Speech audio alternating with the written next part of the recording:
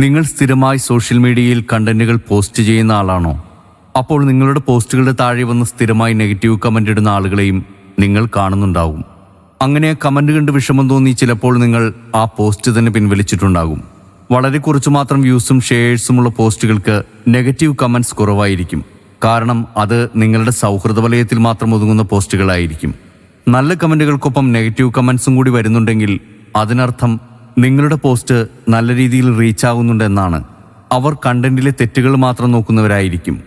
ഒരിക്കലൊരു motivational speaker പറഞ്ഞതുപോലെ, വില കൂടിയ കാർ മേടിച്ചെന്ന് പറഞ്ഞ് പോസ്റ്റ് ഇട്ടപ്പോൾ കാറിൻ്റെ പേരെഴുതിയതിൽ സ്പെല്ലിംഗ് മിസ്റ്റേക്ക് എന്നും പറഞ്ഞ് കമൻറ്റ് വന്നു. അതിനിടയിൽ വന്ന റിപ്ലൈ എങ്ങനെയായിരുന്നു? നിങ്ങൾ കാറിൻ്റെ സ്പെല്ലിംഗ് പഠിപ്പിച്ചുകൊണ്ട് നടന്നോ?